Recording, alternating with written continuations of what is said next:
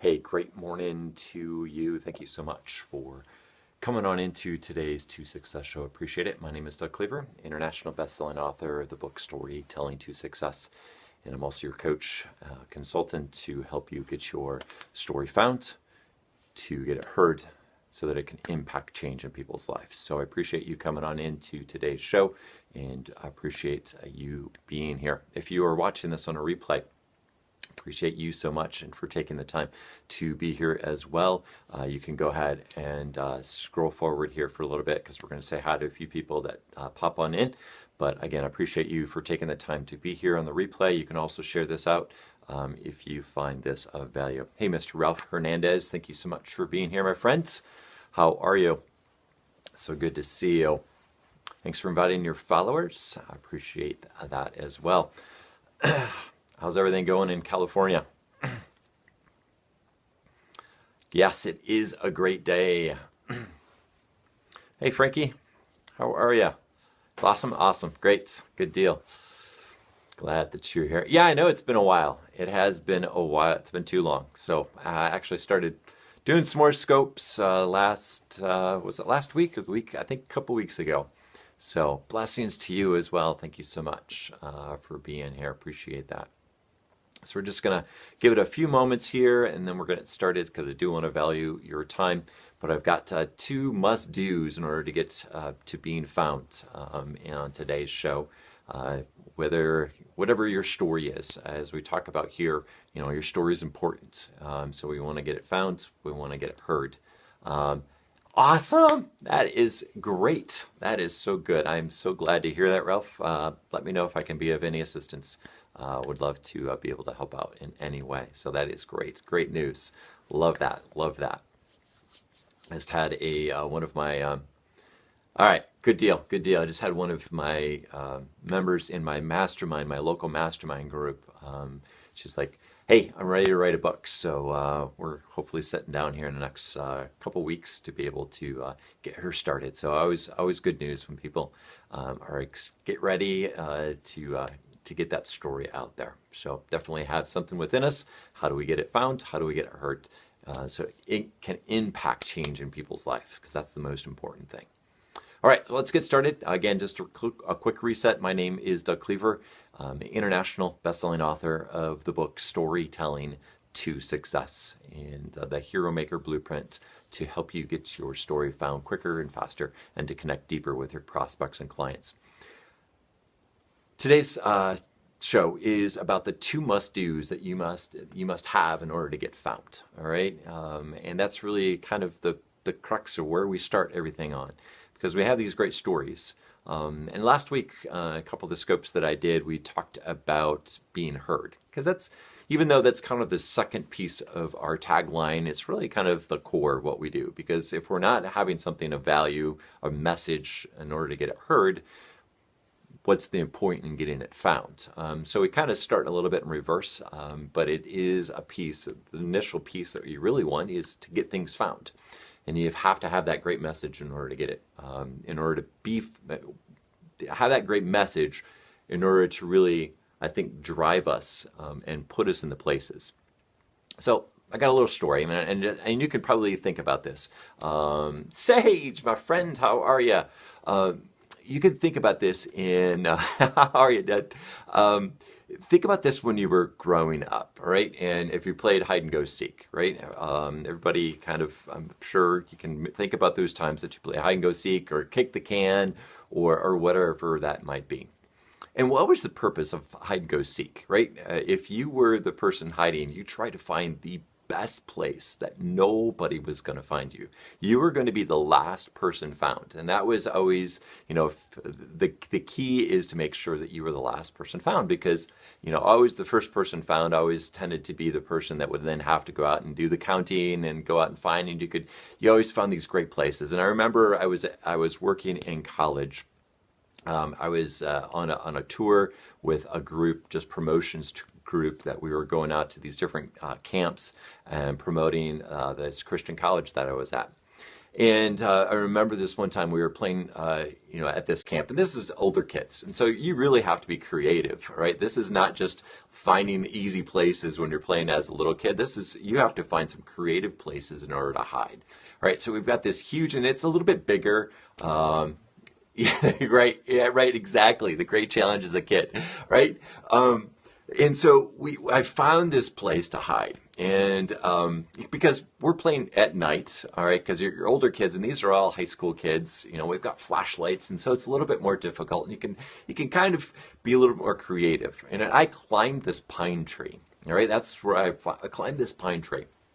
And literally, I was up there for a half an hour to 45 minutes while this whole thing was going on. And I found this place where I was way up there. I must have been 30 feet off the ground. And I'm amongst all of these pine needles. So there's no way, you're shining your lights up there. There's no way that you're going to see anybody up there. And you're just standing still. You can hear people, they're like, say, hey, I see you, but really, do they see you, or are they just saying hopefully that you're going to move? And I didn't move at all for 30 or 40 minutes, right? But here's the key, right? If you have a great message and we want to get it found, what are the 2 must-dos that you must have, right?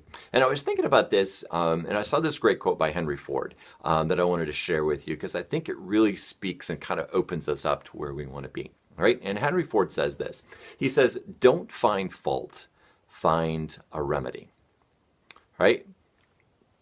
And he was a legend. Yes, he was. Right? Don't find fault, find a remedy.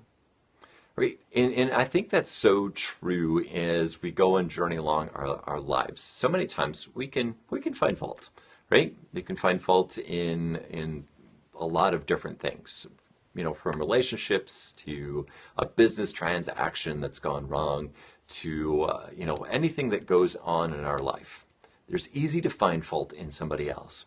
But in that situation, in that problem, can we find a remedy to it? Right?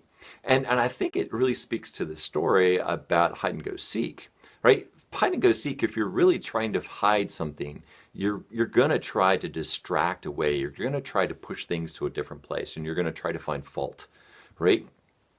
But if you really want to be found, and that's if you have a message that really wants to be shared, that's really going to impact change in people's life, and you want to be found, you're going to start to find solutions to where those people are at. All right, so what are the 2 must-dos, right? So we kind of have to think in reverse of the old children's games of hide and go seek. We have to think about this in reverse. And I remember I was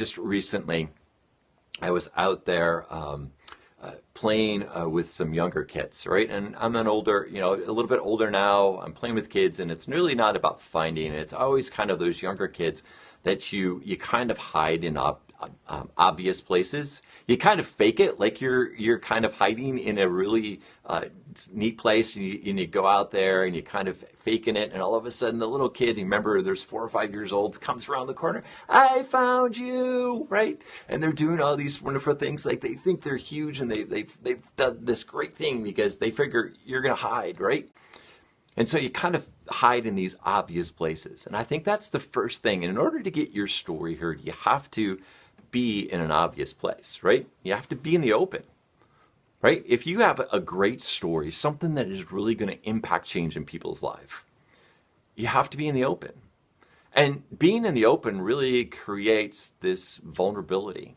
It creates this something that there's nothing there that's hiding you. There's no facade that you're behind.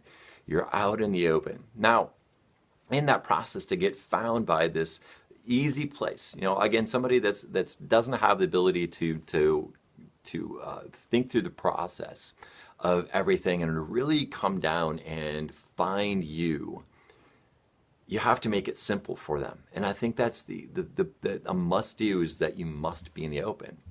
So there has to become a little bit of belief in your story that it's important, and really open yourself up to it. And we'll talk about this throughout this week of just some technical aspects to what this means, and really get down even to some things about, exposure to all. It really is. It really is. But we'll talk a little bit more later this week about, some of the technical sides of this, whether it's from search engine optimization to, social media and things like that you're out there and doing.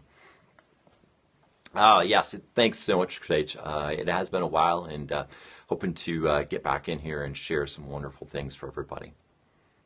So, the first thing, the first must do is that you must be in the open in order to get found. And it's simple. It's like, duh, but you have to be in the open. You have to be there. You have to be out there and active, okay?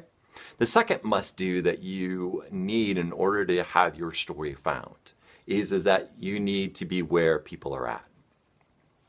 All right, think about this this place. Right, I remember again going back to the story. This little 4 or 5 year old, and we're playing hide and go seek, and all the other friends and so forth. They're out there trying to hide in these great places, and I hide in this obvious place, pretending like I'm really hiding hard, but I know that they're going to be able to find me because that's what's important.